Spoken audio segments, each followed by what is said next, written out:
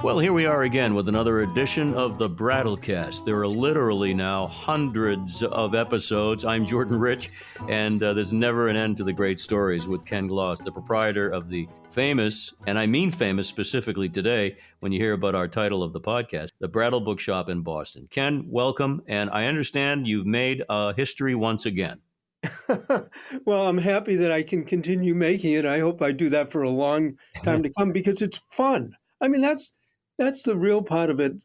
Somehow the store, I enjoy it, I love it, but somehow it's also worked into sort of being an iconic site in Boston, a well-known bookstore, and that's all bonus. But what happened, and this was about 4 or 5 months ago, a lady came in with a book, and which was nice. And she was saying, "Well, this book," and it said to me, "It came out a little over a year ago. Have you seen it?"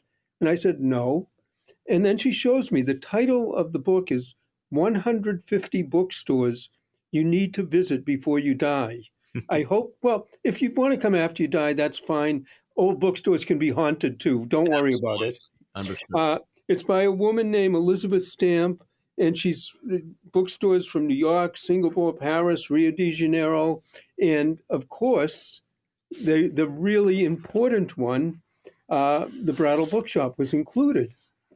Congratulations. That's a fine honor, particularly where it's a worldwide review of bookstores. It's a worldwide, literally all over the world. And what I found out that I thought was particularly beyond the honor, this lady who brought the book in was telling me about it. She had a friend, she's from Australia, and her friend has the book and asked when she traveled to take that person's copy of the book, go to bookstores in various towns, cities, whatever, and try to get the owner to sign them. And I found out that's a thing where people travel with the book about the bookstores and go from bookstore to bookstore to bookstore and try to get the owners or a manager or an employee. So the way the collection goes is collecting the autographs of the bookstore. And I had never seen the book. I said, wow, this is really interesting. I got out one of my pens. I signed the book for her. I was showing it to other people in the store. I was showing to the staff. And then I said, we've got to order a few of these. So I ordered a couple of them. And then I started looking. And, I might carry one with me a little to see, when I go to other bookstores. And what a great lead-in to go into a store, say you've got this, and it's a great icebreaker if you want to meet the person running the store, if you want to talk to them about it. I ended up talking to this lady for 20 minutes, half an hour, just about, you're from Australia, what are you visiting in Boston, who are you seeing, do you have relations? I even asked her what kind of book she likes. And we found a few beyond this one that she liked. Let me ask you to describe what your chapter does in this book, if people are not able to see it right now. Well, what are some of the... What it does is it has a picture of our outside lot, and people, because that's one of the things that's really unusual about our stores, that we have a whole outside when it's not snowing or raining. And you'll never know what delights you'll find in the outside book lot. Established in 1820s, Brattle, downtown Boston, oldest and largest antiquarian bookstores in the United States, 3-story location, home to 250,000 books. In the outdoor lot, you'll like this part at the very end. Brattlecast, a first-hand look at secondhand books, is the store's podcast. But one of the things that I love about this is, we didn't place this. This isn't an ad.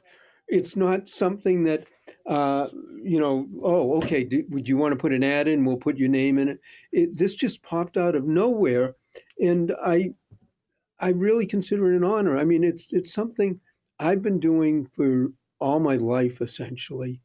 And then when you see something like this show up, or something like the Boston Tourist Bureau putting us in the film as one of the unique places, it gives me a good feeling. And anyone listening to the Brattlecast, stop in, say you hear it, because quite honestly, Jordan, and of course you've done radio all your life. It you never know. It's nice to hear that people actually are listening.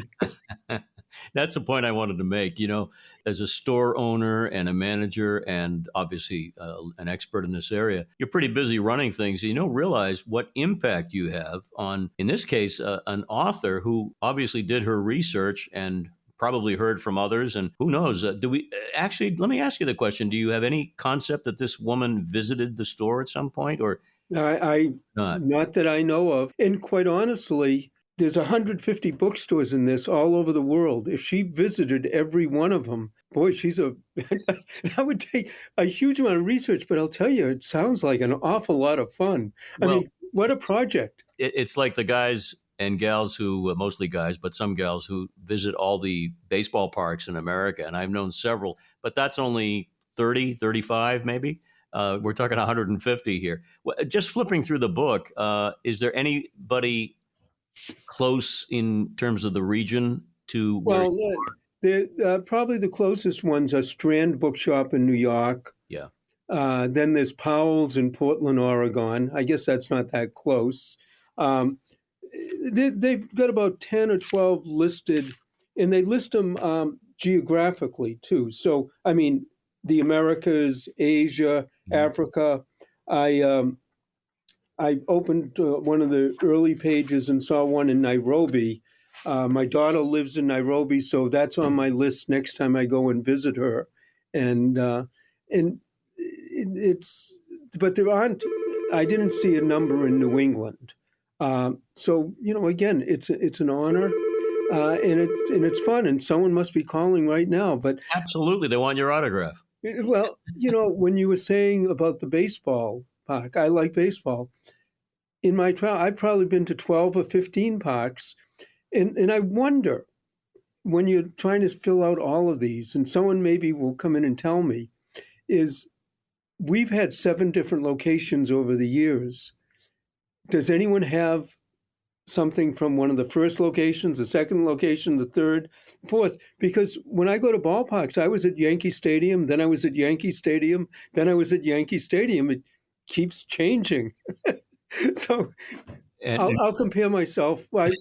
Fenway Park doesn't change. no, that never changes. And it reminds us again of the love of collecting and the love of being part of something, whether it be, in this case, bookstores or anything. But I love the fact that our bookstore, and if you don't mind me using the word, No, absolutely. because I feel like I'm a part of this team, our bookstore is there in 150 bookstores to visit before you die. What's the author's name again, Ken? It's Elizabeth Stamp, like stamp, postage stamp. But one of the things too that a book like this does is a lot of times if you go to a city that you've never been to before, Mhm. you can read the travel guide, and we're in some of them, but you read the travel guide, and it'll be the restaurants, the hotels, the monuments, maybe the museums. But what I think a book like this does is sometimes you go, well, gee, if I'm going to be going to this area, I'll look up what bookstores are there, and you might get a little off the beaten track, just trying to find it in whatever side street or alley or whatever place it is. It gets you looking. And of course, what this lady also did when she was here, she said, are there any other bookstores nearby? Well, there's another used bookstore about 5-minute walk away, a few that work out of offices. And then I gave her some suggestions of places that people don't normally go in Boston, like the Christian Science Church is gorgeous in the Maparium. And all of a sudden I'm saying, go. So when I travel, if it's a city that has a bookstore in it, I'm going to bring it, I'm going to get it signed, and then hopefully engage with the staff or the owner and say, well, can you recommend some places to go? Well, it certainly builds community, no question about that. And when I refer to the world famous Brattle Bookshop, that is not hyperbole by any stretch, as proven by the book. And one of the main reasons that we can be well known, obviously we work out here, we go out and get books every day, but when people recognize us like that, it really helps too.